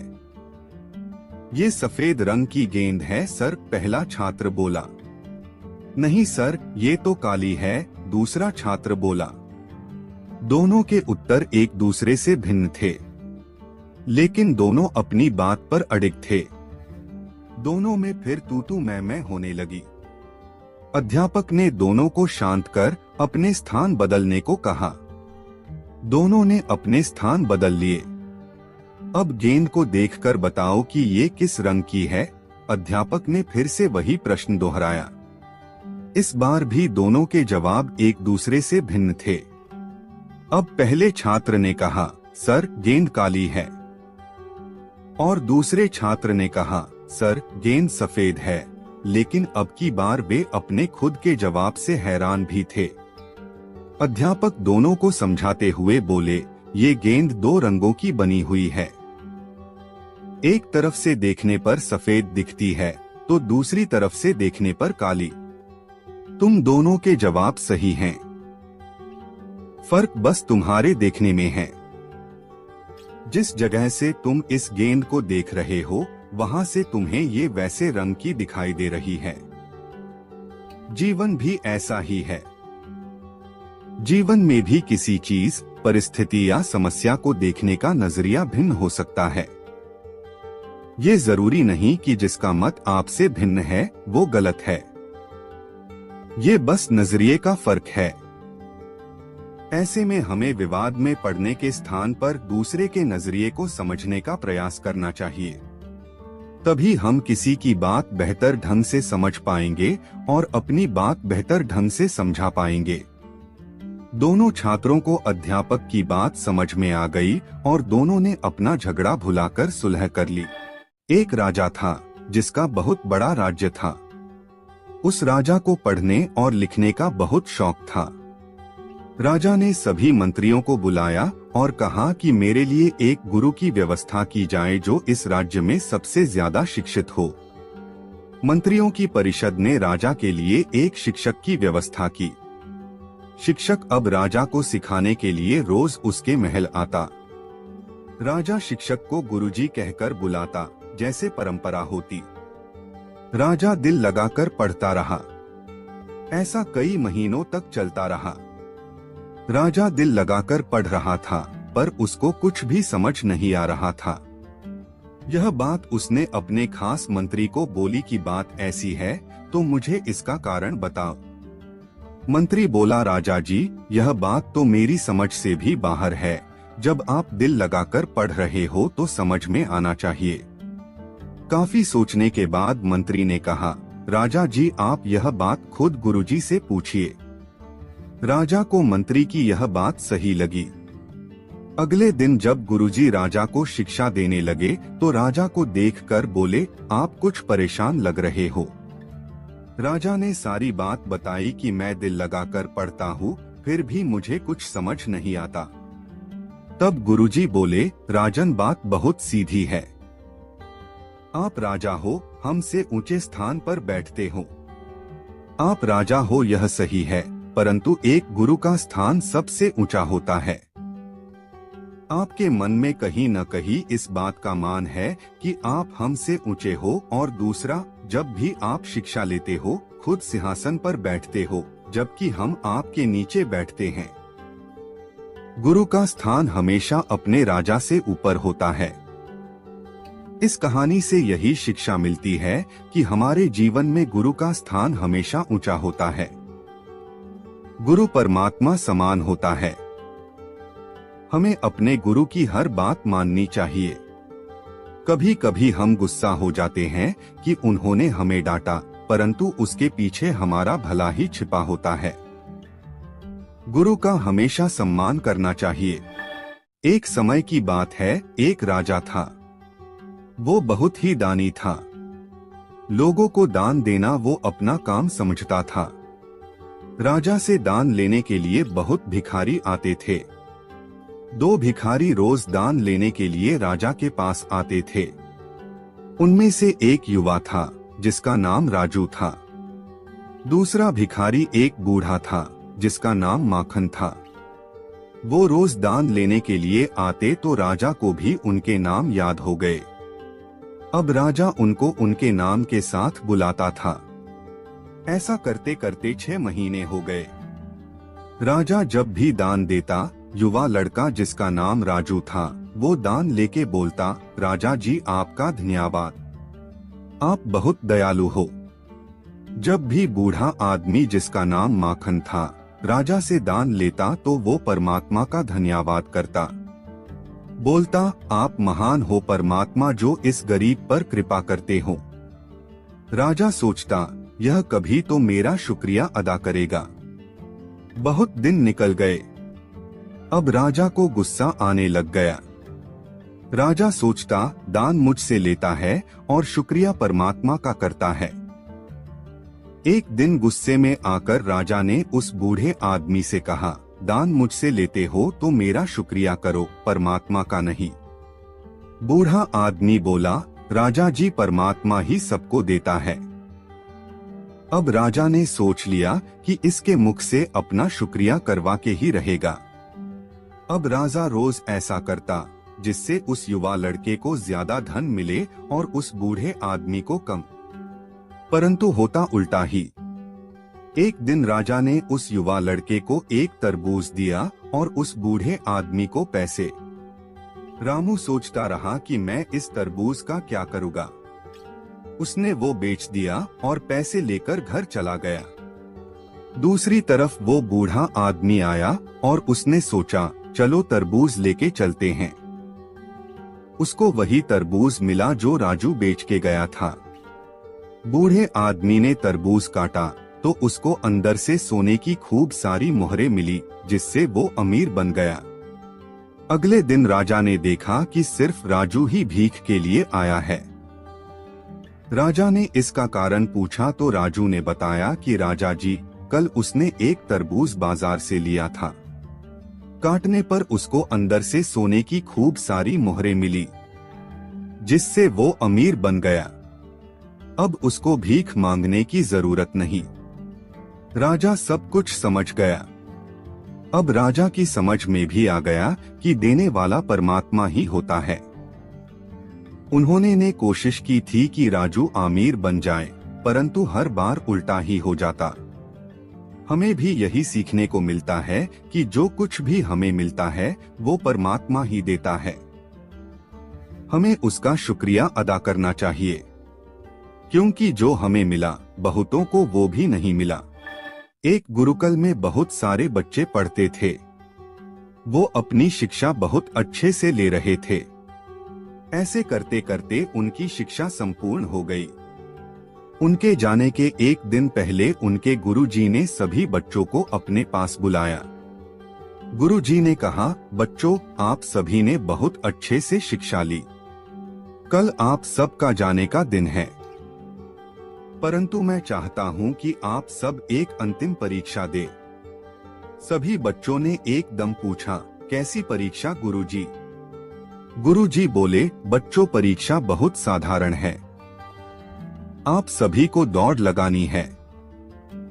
यह सुनकर सभी बच्चे बहुत खुश हुए और खुशी खुशी सभी बच्चे दौड़ के लिए मान भी गए। अगले दिन गुरुजी ने समझाया कि बच्चों, आप सभी को एक साथ दौड़ना होगा। इस दौड़ में आपको कूदना भी पड़ सकता है, परंतु घबराना नहीं। आखिर में एक सुरंग आएगी जिसमें आपको बहुत सारे पत्थर भी मिलेंगे। वो आप पर निर्भर करेगा कि आप उस रास्ते को कैसे पार करते हो। दौड़ शुरू हो गई। सभी बच्चे एक साथ दौड़ रहे थे, मगर जब सुरंग आई तो सभी बच्चे अलग अलग हो गए। कहने का मतलब, कोई बच्चा सुरंग से पहले बाहर आया तो कोई बाद में, और कुछ बच्चे तो अभी भी उस सुरंग के अंदर थे। सभी बच्चों के बाहर आने के बाद गुरुजी बोले, बच्चों, कैसी रही आपकी दौड़? कुछ बच्चे बड़ी खुशी से बोले, बहुत अच्छी गुरुजी, और हम ही पहले आए। तभी गुरुजी ने पूछा, ऐसा क्यों हुआ कि कोई पहले आया तो कोई बाद में आया, जबकि रास्ता सबका एक ही था? तभी एक बच्चा खड़ा होकर बोला, गुरुजी, वो पहले तो हम सब एक साथ ही दौड़ रहे थे, परंतु जब सुरंग आई तब हम सब आगे पीछे हो गए। गुरुजी ने पूछा, ऐसा क्यों हुआ? बच्चे ने उत्तर दिया, वो गुरुजी, सुरंग में बहुत अंधेरा था, कुछ भी दिखाई नहीं दे रहा था। वहां पर बहुत से पत्थर भी पड़े थे। कुछ उनको उठा के एक तरफ करने लग गए ताकि उनसे बच के निकला जा सके। कुछ ऐसे ही चले जा रहे थे और कुछ पत्थरों को उठाकर अपनी जेब में डाल रहे थे ताकि किसी और को चोट न लगे। इसी चक्कर में सब आगे पीछे हो गए। अब गुरुजी ने बोलना शुरू किया और कहा, वो बच्चे आगे आ जाएं जिसने वो पत्थर उठाकर अपनी जेब में डाले। वो सब बच्चे आगे आ गए। गुरुजी ने कहा, अब अपनी अपनी जेब से वो पत्थर निकालकर मुझे दिखाओ। बच्चों ने अपनी जेब से पत्थर निकाले तो सब आश्चर्यजनक रह गए और देखा कि वो पत्थर नहीं बल्कि कीमती हीरे थे। गुरुजी ने कहा, बच्चों, यह आपकी परोपकारी का इनाम है, क्योंकि आपने दौड़ के साथ दूसरे लोगों के बारे में भी सोचा कि उनको कोई नुकसान न पहुंचे। आजकल सभी को आगे निकलना होता है। आगे निकलने की दौड़ में हम सही गलत सब कुछ भूल जाते हैं, लेकिन सही शब्दों में सफल इंसान वही होता है जो आगे निकलने के लिए कभी भी किसी का बुरा नहीं सोचता और दूसरे के भले के बारे में पहले सोचता है। यही असल शब्दों में सफलता होगी। एक गांव था जो जंगल के बिल्कुल पास था। वहां के लोग लकड़ी काट कर अपना पेट भरते थे। वो लकड़ी काट कर लाते और शहर में बेच आते थे। जंगल में बहुत सारे जंगली जीव रहते थे। वहां के लोग जब लकड़ी काटने के लिए जाते तो बहुत बार वो जंगली जानवरों का शिकार बन जाते। इन सब से बचने के लिए उन्होंने पेड़ पर चढ़ना सीखा। वो हर रोज पेड़ पर चढ़ने की कोशिश करते। कभी चढ़ने में सफल हो जाते तो कभी गिर जाते। उस गांव में एक बाबा रहते थे जो इस काम में माहिर थे। सभी उनके पास गए और वो सिखाने के लिए मान गए। अब बाबा उनको हर रोज पेड़ पर चढ़ना सिखाते। एक दिन ऐसा आया जब सभी युवा पेड़ पर चढ़ना सीख गए। आखिर में उनके अभ्यास का आखिरी दिन आ गया।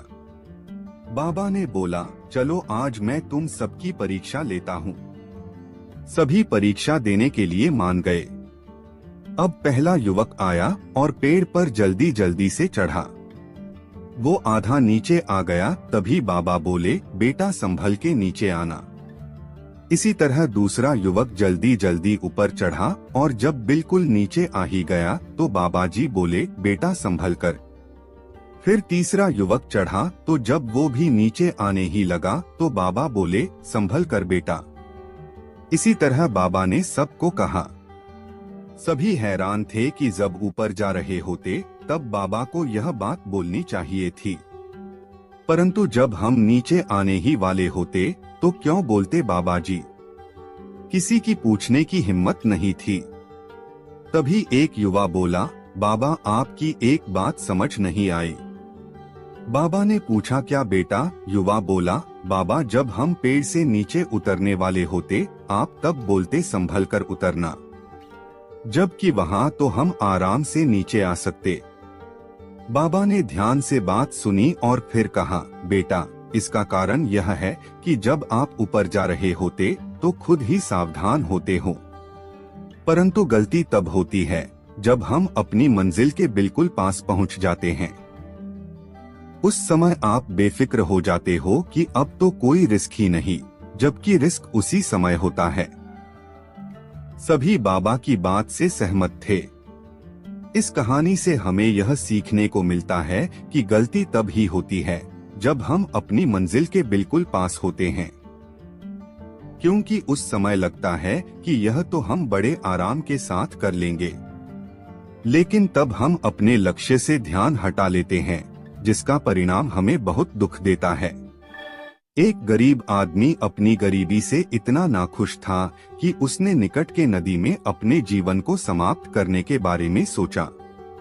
जब वो व्यक्ति नदी के पास गया, वहां नदी के किनारे पर एक साधु महाराज थे। उन्होंने उसे ऐसा करने से रोक दिया।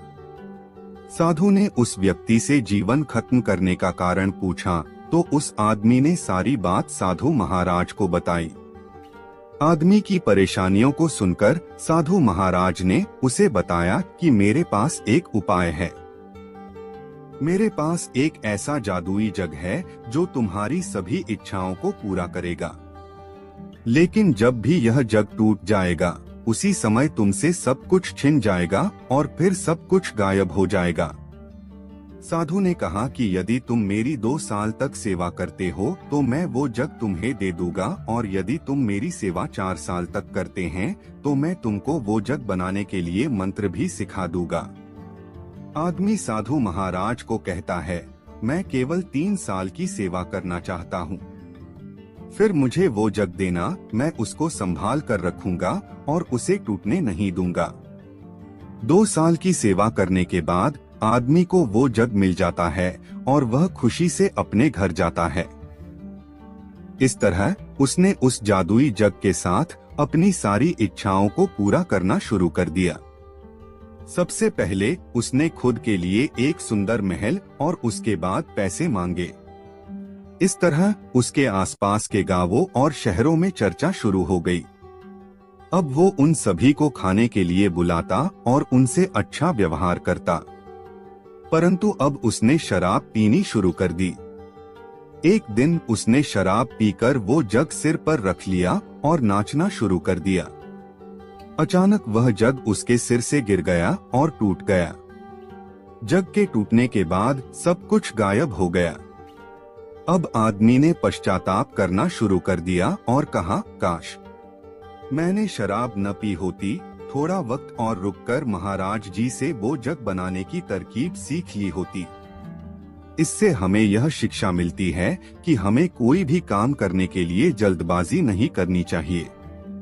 पहले उसके बारे में अच्छी तरह से ज्ञान लेना चाहिए, फिर ही काम शुरू करना चाहिए। एक लड़का सुबह सुबह तालाब के किनारे दौड़ने को जाया करता था। आते जाते वो एक बूढ़ी महिला को देखता था। वो बूढ़ी महिला हर रोज तालाब के किनारे छोटे छोटे कछुओं की पीठ को साफ किया करती थी। लड़का यह सब हर रोज देखता था। एक दिन उसने सोचा कि इसका क्या कारण हो सकता है।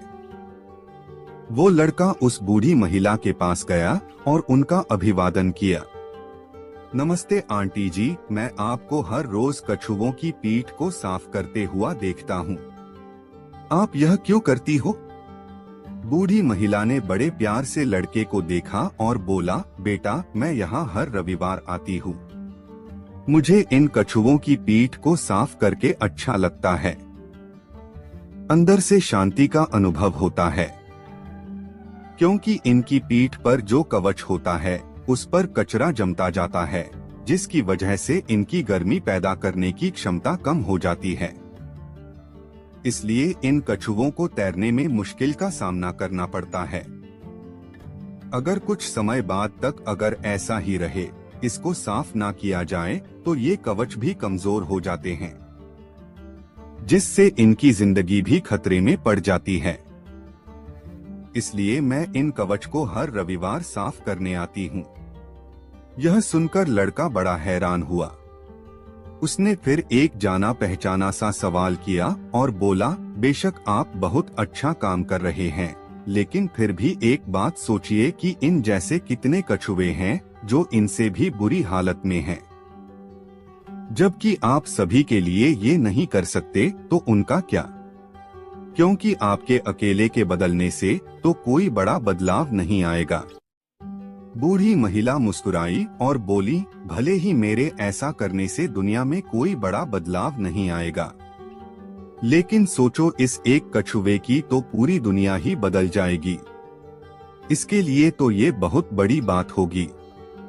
बस यही सोचकर मुझे खुशी और सुकून मिल जाता है कि मैं दुनिया को तो नहीं बदल सकती, लेकिन मैंने किसी की दुनिया तो बदल दी। आपके अकेले आगे बढ़कर कुछ करने से इस दुनिया में कोई बहुत बड़ा बदलाव न आए, लेकिन ऐसा जरूर हो सकता है कि किसी एक की जिंदगी बदल जाए। सोचकर देखिए, आपकी वजह से किसी एक की जिंदगी बदल जाए तो आपको कितना सुकून और खुशी महसूस होगी। जैसे बूंद बूंद पानी से समुंदर बन जाता है, वैसे ही हजारों लोगों द्वारा किए गए छोटे छोटे प्रयास एक दिन इस समाज में बहुत बड़ा बदलाव ला सकते हैं। हमें भी इन छोटे छोटे बदलाव से ही शुरुआत करनी चाहिए और दूसरों को भी ऐसा करने के लिए प्रेरणा देनी चाहिए।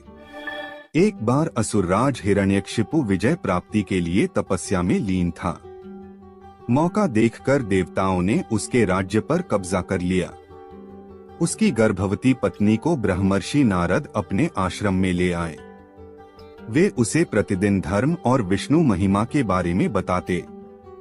यह ज्ञान गर्भ में पल रहे पुत्र प्रहलाद ने भी प्राप्त किया। बाद में असुरराज ने ब्रह्मा के वरदान से तीनों लोकों पर विजय प्राप्त कर ली तो रानी उसके पास आ गई। वहां प्रहलाद का जन्म हुआ। बाल्यावस्था में पहुंचकर प्रहलाद ने विष्णु भक्ति शुरू कर दी। इससे क्रोधित होकर हिरण्यकशिपु ने अपने गुरु को बुलाकर कहा कि ऐसा कुछ करो कि यह विष्णु का नाम रटना बंद कर दे। गुरु ने बहुत कोशिश की, किंतु वे असफल रहे। तब असुरराज ने अपने पुत्र की हत्या का आदेश दे दिया। उसे विष दिया गया, उस पर तलवार से प्रहार किया गया, विषधरों के सामने छोड़ा गया, हाथियों के पैरों तले कुचलवाना चाहा, पर्वत से नीचे फेंकवाया, लेकिन ईश कृपा से प्रहलाद का बाल भी बांका नहीं हुआ। तब हिरण्यकशिपु ने अपनी बहन होलिका को बुलाकर कहा कि तुम प्रहलाद को लेकर अग्नि में बैठ जाओ, जिससे वह जलकर भस्म हो जाए। होलिका को वरदान था कि उसे अग्नि तब तक कभी हानि नहीं पहुंचाएगी जब तक कि वह किसी सद्वृत्ति वाले मानव का अहित करने की न सोचे। अपने भाई की बात को मानकर होलिका भतीजे प्रहलाद को गोदी में लेकर अग्नि में बैठ गई। उसका अहित करने के प्रयास में होलिका तो स्वयं जलकर भस्म हो गई और प्रहलाद हंसते हुए अग्नि से बाहर आ गया। इसलिए होली पर्व मनाते समय वास्तविक भाव को ध्यान में रखकर होली दहन करें। इसके लिए फिर आप चाहे तो विगत वर्षों के बुरे अनुभवों और असफलताओं को एक कागज पर लिखकर अग्नि को समर्पित कर दें। अपने मन में चल रहे नकारात्मक भावों को होली दहन में डाल दें। तभी आप भी सकारात्मकता सोच से आगे बढ़ते हुए प्रहलाद की तरह ईश कृपा के पात्र बन जाएंगे। एक बार की बात है, एक छोटे से गांव में कावेरी नाम की एक महिला रहती थी। वह एक दयालु और अच्छी इंसान थी, जो हमेशा अपने और अपने परिवार के लिए अच्छी चीजें चाहती थी। कावेरी के पास एक प्यारा पति और एक खूबसूरत बेटी थी, लेकिन उसकी सास कमला उसके प्रति बहुत अच्छी नहीं थी। कमला अक्सर घटिया बातें कहती थी और कावेरी को दुखी करती थी। एक दिन जब कावेरी बाजार में घूम रही थी तो उसे एक विशेष दुकान मिली। दुकानदार एक बूढ़ा और बुद्धिमान व्यक्ति था। कावेरी ने उससे कहा कि वह खुश रहना चाहती है और चाहती है कि उसके साथ अच्छी चीजें हों, भले ही उसकी सास निर्दयी थी। दुकानदार मुस्कुराया और उसे एक अनोखी साड़ी दिखाई। उन्होंने कहा कि यह एक अनोखी साड़ी है और यह उसके जीवन में सौभाग्य और खुशियां लाएगा। कावेरी ने वह अनोखी साड़ी खरीदने का फैसला किया और तुरंत उसे घर जाकर पहन लिया। जब कावेरी ने वह अनोखी साड़ी पहनना शुरू किया तो चमत्कार हो गया। उसकी सास कावेरी के साथ बुरा बर्ताव करने की बजाय उसके साथ प्यार और सम्मान से पेश आने लगी। कावेरी बहुत खुश थी क्योंकि उसकी सास उसकी सबसे बड़ी समर्थक और सबसे अच्छी दोस्त बन गई थी। गांव के लोग इस बदलाव को देखकर आश्चर्यचकित रह गए। उस अनोखी साड़ी की वजह से कावेरी के परिवार में खुशियां आने लगीं। गांव बहुत अच्छी जगह बन गया और कावेरी का पति सफल हो गया। उनका घर हमेशा प्यार से भरा रहता था और सभी का आपस में मेल जोल रहता था। कावेरी की बेटी एक प्यारे और देखभाल करने वाले घर में बड़ी हुई और वह बहुत खुश थी। अनोखी साड़ी की कहानी दूर दूर तक फैल गई और लोगों को दया और क्षमा का महत्व सिखाया। कावेरी बहादुरी का प्रतीक बन गई और उसने सभी को दिखाया कि दयालु होने से बड़ा बदलाव आ सकता है, चाहे चीजें कितनी भी कठिन क्यों न लगे। इस तरह उस अनोखी साड़ी के साथ मिलने वाली अच्छी चीजों का आनंद लेते हुए गांव हमेशा खुशहाल रहने लगा। साड़ी ने न केवल कावेरी की जिंदगी बदली बल्कि एक महत्वपूर्ण सबक भी सिखाया कि प्यार और क्षमा मुश्किल समय में भी खुशी और चमत्कार ला सकती है। दूसरों के प्रति दयालु होने से हम उनके और हमारे जीवन में भी खुशियां ला सकते हैं। एक समय की बात है, एक छोटे से गांव में राम और सीता नाम के कपल रहते थे। उनका एक अर्जुन नाम का बेटा था जिसकी शादी रिया नाम की लड़की से हुई थी। राम और सीता कड़ी मेहनत करते थे और अपने बुढ़ापे के लिए पैसे बचाते थे। रिया बहुत लालची लड़की थी और हमेशा अपने लिए और चीजें चाहती थी। जैसे जैसे साल बीतता गया, रिया का लालच और बढ़ता गया। वह अपने पास रखे चीजों से कभी संतुष्ट नहीं रहती थी। वह हमेशा अपने सास ससुर से महंगे तोहफे मांगा करती थी और उनके बचाए हुए पैसों में से भी कुछ हिस्सा अपने लिए मांगती थी। राम और सीता बहुत ही अच्छे पेरेंट्स थे, इसलिए उसकी सारी जरूरतों को पूरा करते थे ताकि परिवार में शांति बनी रहे। वह अपने पति अर्जुन के ऊपर भी दबाव डालती थी कि वह अपने माँ बाप से पैसे और संपत्ति मांगे। वह बहुत ज्यादा संपत्ति इकट्ठा करना चाहती थी बिना किसी मेहनत के। एक दिन राम और सीता ने यह फैसला लिया कि वह रिया को सबक सिखाएंगे। वह उसे बुलाते हैं और बोलते हैं, बेटा हमें तुमसे कुछ जरूरी बातें करनी है। हमने यह फैसला लिया है कि हम अपनी जायदाद का कुछ हिस्सा अपने बच्चों में बांटेंगे और उसका कुछ हिस्सा तुम्हें भी देना चाहते हैं। रिया खुशी से झूम उठती है क्योंकि वह हमेशा से यही चाहती थी। लेकिन राम और सीता के मन में कुछ और ही चल रहा था। उन्होंने एक पत्थरों से भरा हुआ बैग उसे दे दिया और बोला, बेटी यह तुम्हारे हिस्से की संपत्ति है। रिया उस बैग को देखकर गुस्सा हो गई।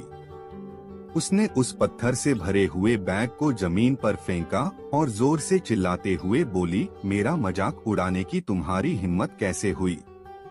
मुझे पैसे चाहिए, ये पत्थर नहीं। राम और सीता ने शांत तरीके से उसे समझाया और बोले, रिया सच्ची संपत्ति सिर्फ पैसे और चीजों के बारे में नहीं है। यह प्यार, दया और जो कुछ भी तुम्हारे पास है उसके लिए आभारी होने के बारे में है। हमने हमेशा तुमसे प्यार किया है और तुम्हारी देखभाल की है और यह पैसों से भी अधिक कीमती है। रिया को एहसास हुआ कि वह लालच में कितनी अंधी हो गई थी। उसको अपने किए गए बर्ताव के लिए पछतावा होने लगता है। उसने अपने सास और ससुर से माफी मांगी और अपने तरीके बदलने का वादा किया। उस दिन के बाद से उसमें बदलाव आया और वह एक अच्छी बहू बन गई। रिया के बदलाव की बात पूरे गांव में फैल गई और सभी ने एक बेहतर इंसान बनने के लिए उसकी प्रशंसा की। रिया अपने परिवार का ख्याल रखते हुए और उनके बीच मिले प्यार के लिए आभारी होकर हमेशा खुश रहने लगी। सच्चा धन प्यार, दया और जो हमारे पास है उसके लिए आभारी होने से आता है, न कि हमेशा और अधिक चीजों की चाह रखने से। एक समय की बात है, एक बड़े से महल में एक राजा रहता था। वह बहुत लालची था। उसके पास बहुत सारे पैसे होने के बावजूद वह उससे संतुष्ट नहीं था। एक दिन एक बूढ़ा आदमी राजा के महल में आता है। वह राजा को एक अनोखा हीरा दिखाता है और कहता है कि इस हीरे से तुम जो कुछ भी मांगोगे वह तुम्हें मिल जाएगा। लेकिन उसने राजा को चेतावनी दी कि हर इच्छा की एक कीमत होगी। राजा बहुत खुश हो जाता है और हीरे को अपने पास रख लेता है। वह अपनी पहली इच्छा मांगता है कि उसे ढेर सारे सोने के सिक्के मिल जाएं। अचानक से उसका कमरा सोने के सिक्कों से भर जाता है। लेकिन राजा इतने में भी संतुष्ट नहीं होता है, उसे और सोना चाहिए होता है। वह और इच्छा मांगता है कि उसे गहने, जमीन और खजाने चाहिए। उसे वह सब भी मिल जाता है। जैसे जैसे राजा का लालच बढ़ता जा रहा था, वैसे वैसे उसके राज्य के लोगों को भुगतना पड़ रहा था। वह सब गरीब हो गए, उनकी जमीन बंजर हो गई, क्योंकि हीरे से मांगी गई इच्छाओं की कीमत उसके राज्य के लोगों को चुकाना पड़ रहा था। लोग गिड़गिड़ाते रहे राजा के सामने कि वह रुक जाए, लेकिन राजा ने उनकी एक न सुनी। एक रात जब राजा सो रहा था, तब उनके पिताजी सपने में आते हैं और बोलते हैं, यह लालच उन सब चीजों को बर्बाद कर देगा जिनसे तुम प्यार करते हो। राजा की नींद खुलती है और उसे अपनी गलती का एहसास होता है। राजा ने सभी लोगों को एक साथ बुलाया और अपने आप को बदलने का वादा किया। उसने अपने धन का उपयोग लोगों की मदद करने और राज्य को बेहतर बनाने के लिए किया। राज्य फिर से सुखी और समृद्ध हो गया। उस दिन से राजा ने सीखा कि लालची होने से केवल दुख मिलता है, लेकिन दयालु होने और दूसरों की मदद करने से सभी को खुशी मिलती है। लालच दुख और विनाश ला सकता है, जबकि दया और निस्वार्थता सुख और समृद्धि लाती है। एक बार की बात है, एक स्त्री शरद के पास अपनी समस्या लेकर पहुंची। उसके पुत्र को चीनी खाना बहुत पसंद था और वह इस आदत को छुड़ाना चाहती थी। उसने शरद से कहा, श्रीमान, मैं समझ नहीं पा रही हूँ कि अपने पुत्र को कैसे अनुशासित करूँ। शरद ने उससे पूछा, महोदया, कृपया मुझे बताएं कि किस प्रकार का अनुशासन आप अपने पुत्र में देखना चाहती हैं। संभव है मैं आपकी कोई सहायता कर सकूं। उस स्त्री ने कहा, श्रीमान, बहुत ही साधारण सी बात है। मेरे पुत्र को चीनी खाने की बहुत लत है। मैं समझ नहीं पा रही कि उसकी आदत कैसे छुड़ाऊं। पल भर सोचकर शरद ने कहा, महोदया, आप कल मुझसे मिलें। मैं इस समस्या का समाधान बताऊंगा। अगले दिन उस स्त्री के आने पर शरद ने फिर उसे अगले दिन आने के लिए कहा। एक सप्ताह तक यही चलता रहा। उसके बाद शरद ने उससे कहा, महोदया, कृपया कल आप अपने पुत्र को लेकर आए। मैं उसे एक उपाय बताऊंगा। अगले दिन उस बालक से शरद ने कहा, बालक, अधिक चीनी खाना स्वास्थ्य के लिए अच्छा नहीं है, तुम्हें इसे बदलना होगा। कल से एक दिन में तुम बस 3 चम्मच चीनी खाना और एक सप्ताह बाद मुझसे मिलना। बालक ने शरद की बात मान ली। उस स्त्री ने शरद का आभार व्यक्त किया। एक सप्ताह पश्चात दोनों आए पर शरद ने उन्हें अगले सप्ताह आने के लिए कहा। 2 सप्ताह तक यही क्रम चला। तत्पश्चात शरद ने बालक से कहा कि अब वह एक दिन में मात्र 2 चम्मच चीनी खाए और 1 सप्ताह बाद मिले। उस स्त्री ने शरद को धन्यवाद देते हुए पूछा कि उसके पुत्र को सलाह देने में उन्होंने इतना समय क्यों लगाया। शरद ने उत्तर दिया, महोदया, सच तो यह है कि आपके पुत्र को चीनी खाने से अनुशासित करने से पहले मुझे स्वयं को अनुशासित करना पड़ा, क्योंकि मुझे भी चीनी खाने की लत है। एक बार की बात है, 3 व्यक्ति राजा के दरबार में आए और स्वयं को संसार में सबसे चतुर और ज्ञानी बताने लगे। राजा ने उनका स्वागत किया और कहा, पंडितों, आपने हमारे राज्य में पधारकर हमारा मान बढ़ाया है। हमारा आतिथ्य स्वीकारें और अपना ज्ञान हमें दें। तत्पश्चात राजा ने उन पंडितों को अपने सलाहकारों के ज्ञान के विषय में बताया और उनकी प्रशंसा करी। राजा की बातों से प्रसन्न पंडितों में से एक ने कहा, महाराज, आपने अपने दरबारियों की बहुत प्रशंसा करी है। कृपया पहले हमें अपनी बुद्धि का परिचय देने दें।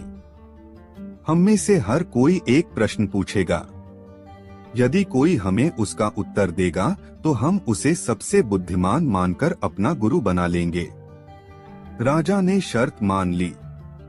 उनके द्वारा पूछे गए प्रश्नों का कोई भी दरबारी सही उत्तर न दे सका।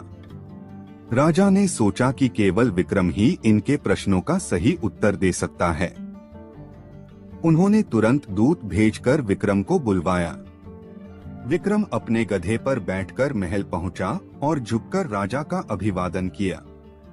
राजा ने विक्रम का परिचय पंडितों से करवा कर कहा, श्रीमान विक्रम के समक्ष अब आप लोग अपना प्रश्न रखें। मुझे पूरा विश्वास है कि आप लोगों को सही उत्तर अवश्य मिलेगा। एक ने विक्रम से पूछा, धरती का बीचों बीच मध्य कहाँ पर है? विक्रम प्रश्न पूछने वाले की चतुराई तुरंत समझ गया। उसने अपने गधे को दिखाते हुए कहा, जहाँ मेरे गधे का पैर है वहीं धरती का मध्य है। आप यह कैसे कह सकते हैं? उस व्यक्ति ने पूछा। विक्रम ने उत्तर दिया, यदि आपको कोई शंका है तो आप नापकर देख लें कि बीचों बीच कहाँ आता है। दूसरे पंडित ने आकर पूछा, विक्रम बताओ तो हमारे सिर के ऊपर आसमान में कितने तारे हैं? विक्रम ने शांतिपूर्वक कहा, मेरे गधे के बाल जितने तारे हैं।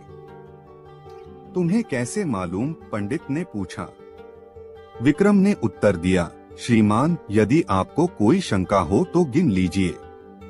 तीसरे पंडित ने आकर विक्रम से पूछा, बताओ मेरी दाढ़ी में कितने बाल हैं? विक्रम ने उत्तर दिया, ठीक उतने ही जितने मेरे गधे की पूंछ में हैं। तुम्हें कैसे पता? पंडित ने पूछा। विक्रम ने कहा, यदि आपको कोई शंका है तो आइए गिन लेते हैं। आप दाढ़ी से एक बाल निकालिए और मैं अपने गधे की पूंछ से एक बाल निकालूंगा। पंडित ने भयभीत होकर राजा से कहा, हे राजन, हम अपनी हार स्वीकार करते हैं। हमसे भी बुद्धिमान व्यक्ति आपके राज्य में हैं। आज से विक्रम को हम लोग अपना गुरु स्वीकार करते हैं।